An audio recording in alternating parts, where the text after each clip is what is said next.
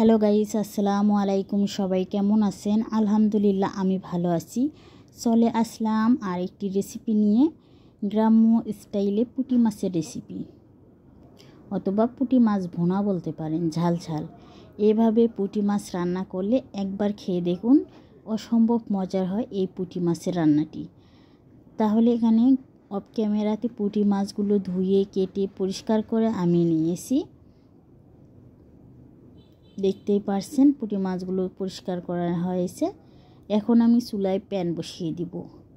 চুলায় প্যান বসিয়ে দিয়ে প্যানটা গরম হয়ে গেলে এখানে আমি সয়াবিন তেল দিব আমার পরিমাণ মতো।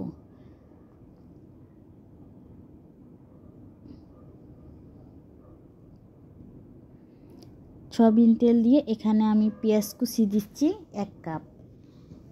6 থেকে 7টা কাঁচামরিচ ফালি করে দিয়েছি।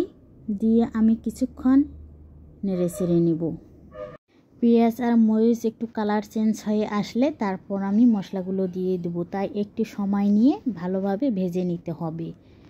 আর এখন দেখুন কালার চেঞ্জ হয়ে গেছে, কিন্তু এখন আমি 1 চা চামচ স্বাদ মতো লবণ দিলাম, 1 চামচ হলুদ গুঁড়ো, 1 চামচ মরিচ গুঁড়ো, 1 চামচ ধনিয়া গুঁড়ো, সামান্য একটু রসুন বাটা, জিরা বাটা দিয়ে আমি 1 কাপ পানি দিয়ে মশলাটা ভালোভাবে কষিয়ে নিচ্ছি।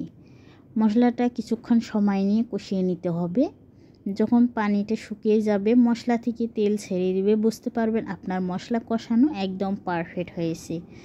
দেখেই বুঝে নিতে পারেন। দেখুন আমার মশলা কিন্তু একদম পারফেক্ট হয়েছে কষানো। দেখুন মশলা থেকে তেলটা ছেড়ে দিয়েছে, দেখেই বোঝা যাচ্ছে। এখন আমি মাছগুলো ঢেলে দিব।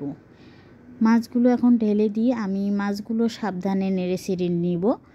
এই মাছগুলো মশলার মধ্যে নাড়াচাড়া করার সাথে সাথে মাছগুলো কিন্তু নরম হয়ে আসবে, তাই সাবধানে মাছগুলো উল্টে পাল্টে নিতে হবে। আর মাছগুলো ভেঙে গেলে কিন্তু কাঁটা বের হবে। কাঁটা বের হলে মাছগুলো খেতে ভালো লাগবে না, কাঁটা গলায় লাগতে পারে। কারণ কাঁটার ঝামেলায় কিন্তু এই মাছগুলো সচরাচর আমরা এটা তেলে ভাজি খাওয়া হয়। তো এভাবে একবার রান্না করে দেখতে পারেন, এটা খেতে অসম্ভব মজার হয়। ছোট মাছ এমনিতেই কিন্তু অনেক পুষ্টিকর একটি মাছ, তবে কাঁটার ভয়ে আমরা এই মাছগুলো খেতে পারি না। এভাবে রান্না করেই ট্রাই করতে পারেন, দেখবেন খেতে অনেক মজার হয়। একদম কাঁটা বের হবে না, একদম সবগুলো মাছ আস্ত থাকবে। এভাবে আমি পানি দিলাম, পানি দিয়ে 5 মিনিট ঢেকে রাখছি। 5 মিনিট পর আবার ঢাকনা খুলে আবার আমি হ্যান্ডেল ধরে ঝাঁকিয়ে দিচ্ছি। মাছটা উল্টে পাল্টে নেব না, তাহলে বেশি উল্টাপাল্টা করলে মাছটা ভেঙে যেতে পারে।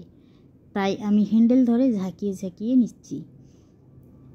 পানিটা শুকিয়ে গেলে আমি আর কিছুটা পানি দিয়ে দিব, 1 কাপের মতো পানি দিব। 1 কাপ পানি দিয়ে আবার জাল করে নিব। দিয়ে পানিটা শুকিয়ে গেছে, এর মধ্যে কিন্তু আমি আবার পানি দিয়েছি 1 কাপ। 1 কাপ পানি দিয়ে ভালোভাবে নেড়ে চেড়ে আবার নিচ্ছি। এর মধ্যে যারা আমার ভিডিওটা দেখছেন প্লিজ একটা লাইক দিবেন, লাইক দিতে ভুলে যাবেন না আমার আপু ভাইয়ারা। আপনাদের এটা রিকোয়েস্ট করছি একটা লাইক দেওয়ার জন্য। আর যারা নতুন আমার ভিডিওটা দেখছেন প্লিজ আমার চ্যানেলটি সাবস্ক্রাইব করে পাশে থাকবেন, বেল আইকনটি অল করবেন। ভিডিও ছাড়ার সাথে সাথে নোটিফিকেশন চলে যাবে আপনার কাছে, সময় সুযোগ করে ভিডিওটি দেখে নিতে পারেন। অলরেডি আমার মাছ রান্না কিন্তু একদম হয়ে গেছে। এখন আমি সার্ভ করে আপনাদের দেখাচ্ছি। দেখুন আমার মাছ কিন্তু একটাও ভেঙে যায়নি, সবগুলো মাছ আস্ত আছে। আর এটা গরম ভাতের সাথে গাইস কি বলবো, খেতে অসম্ভব মজার হয় এই মাছ রান্নাটা। কালারটা কিন্তু মাশাআল্লাহ অসাধারণ হয়েছে, দেখেই বোঝা যাচ্ছে। রান্নার প্রসেস দেখে বোঝা যায় কোন রান্নাটা ভালো হবে বা খারাপ হবে, তাই না আপুরা?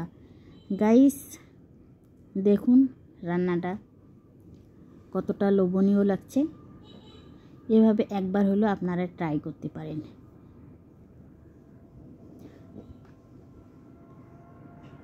আর এটা খেতে কিন্তু অসম্ভব মজার হয়েছিল। আপনারা চাইলে এখানে ধনিয়া পাতা দিতে পারেন, তবে আমি ধনিয়া পাতাটা স্কিপ করেছি। সবাই ভালো থাকবেন, সুস্থ থাকবেন। আজকের মধ্যে বিদায় নিচ্ছি, আবার দেখা হবে ইনশাআল্লাহ। আল্লাহ হাফেজ, আসসালামু আলাইকুম।